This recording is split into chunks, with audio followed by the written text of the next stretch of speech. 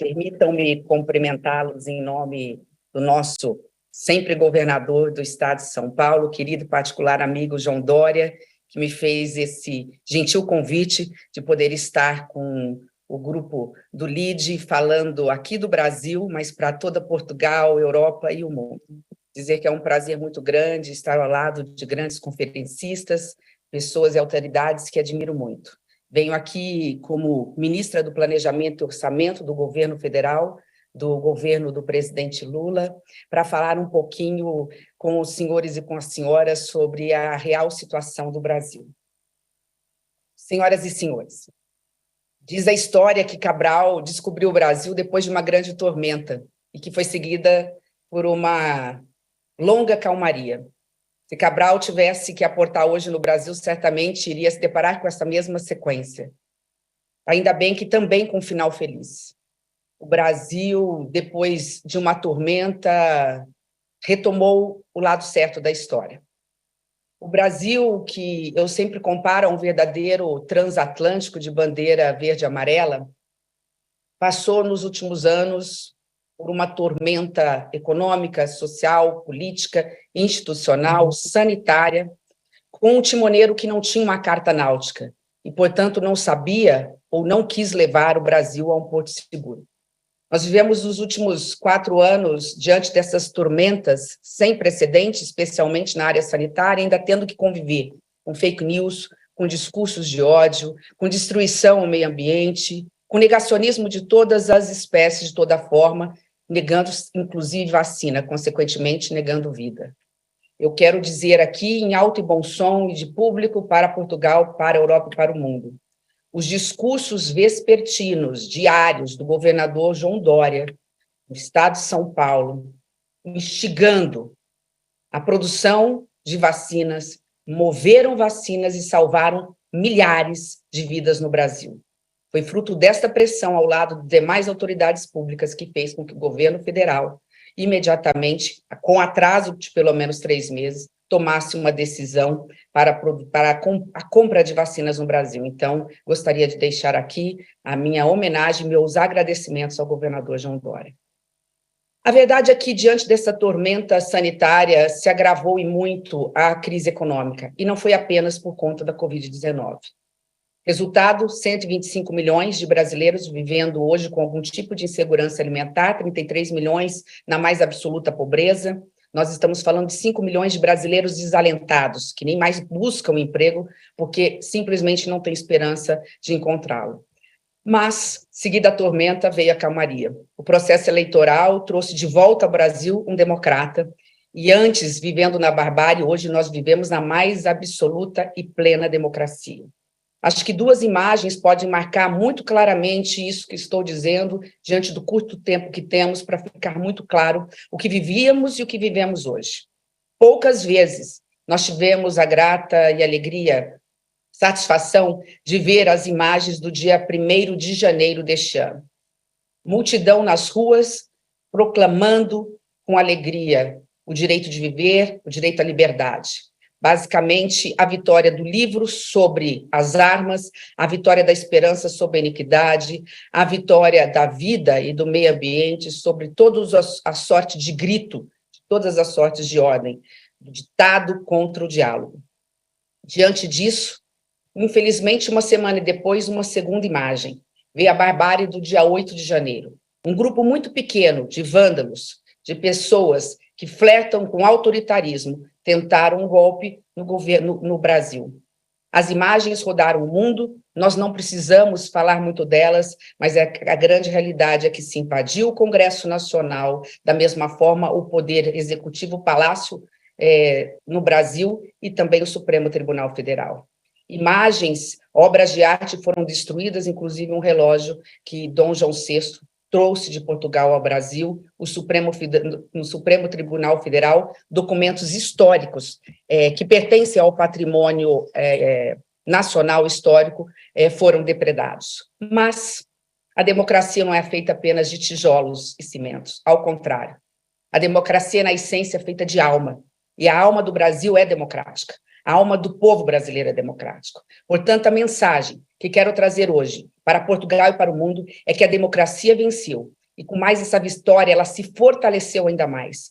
Porque o presidente da República baixou imediatamente um decreto de intervenção federal na segurança pública do Distrito Federal, capital do Brasil. O Congresso Nacional aprovou em 24 horas esta mesma intervenção.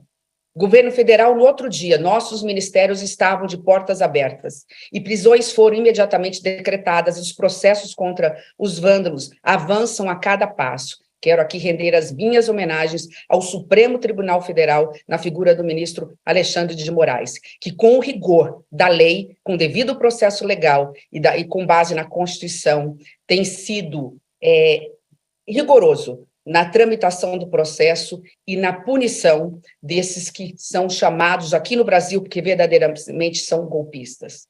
Ainda no primeiro deste mês, do mês de fevereiro, a Câmara dos Deputados do Senado Federal elegeram 2 presidentes democratas.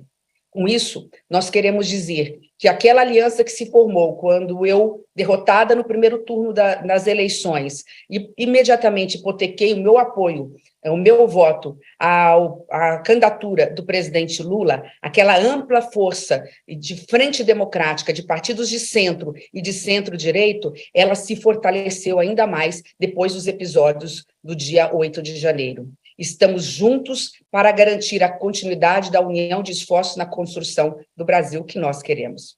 Diante disso, temos uma missão pela frente, no meu caso, no Ministério do Planejamento e Orçamento. A determinação do presidente da República é de que nós possamos acabar com a miséria. Repito, acabar com a miséria, diminuir a pobreza, tirar o Brasil do mapa da fome, para que o Brasil volte a crescer, gerar emprego e renda para a população.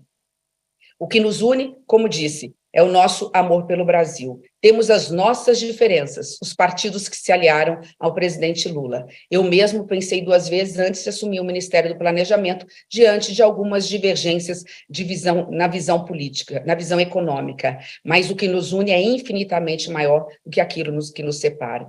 Temos divergências, mas não temos antagonismo. E isso faz toda a diferença. Não vou me delongar em relação aos planos do Ministério do Planejamento e Orçamento. A única coisa que podemos dizer é que planejamento será prioridade nacional. Planejar para estabelecer metas e prioridades para hoje e para o futuro. Precisamos gastar bem o pouco recurso que temos. O cobertor público, ele é curto, não temos condições de atender todas as demandas, mas administrar também é escolher prioridades. E é isso que faremos sobre a determinação do programa de governo do presidente Lula. Colocar não só o pobre no orçamento, mas a primeira infância, especialmente através da educação, colocar o jovem, colocar o idoso. Pior do que não gastar é gastar mal. Por isso, nós temos uma secretaria especializada para avaliar e monitorar políticas públicas, não só a posteriori, quando o gasto já foi feito, mas também concomitante e a priori, para que possamos, através da responsabilidade fiscal, fazer aquilo que todos nós queremos, que é o social. Eu vou já para o final da minha fala inicial para ser assim pontual e atender a um pedido que me foi feito para ficar no máximo em 15 minutos na minha fala, apenas para poder dizer que nós integramos a política econômica do presidente Lula, junto com o ministro Haddad da Fazenda, junto com o vice-presidente Geraldo Alckmin, que hoje que está à frente do Ministério da Indústria e Comércio, e capitaneado pelo presidente da República, que é hoje muito bem assessorado pela Casa Civil, o ex-governador Rui Costa. Mas entramos com espírito coletivo. Nós temos 3 grandes missões na área econômica. Aprovar a reforma tributária, que há 30 anos tramita e dormita nas gavetas e nos corredores do Congresso Nacional, apresentar uma nova âncora ou um novo arcabouço fiscal para o Brasil, para controlar os gastos e diminuir e zerar o déficit fiscal, que hoje está em torno de 2% do PIB brasileiro, dentro desses 2 escopos como linhas principais, e, por fim, apresentar ao Brasil, ainda este ano, o plano plurianual, aquele que irá conduzir os destinos do Brasil através da economia para os próximos 4 anos. O Brasil precisa voltar a crescer, ser competitivo. Não faremos isso sozinhos. Precisamos nos reconectar com o mundo. Precisamos de Portugal, precisamos da Europa, como precisamos da América Latina. Estou falando especialmente não só do Mercosul, mas também da relação do Mercosul com a comunidade europeia. Arrumar a casa do ponto de vista fiscal com emergência para se fazer o social. E, em retribuição, estamos colocando nos escopos dos projetos que estamos apresentando aquilo que o mundo precisa para ter conforto de vir investir no Brasil. Estaremos oferecendo ao mundo, aos nossos parceiros, não só públicos, mas também privados, segurança jurídica, previsibilidade, transparência e agilidade. Tenho certeza que, com isso, temos condições de caminhar por todo 2023 rumo a um porto seguro. Muito obrigada.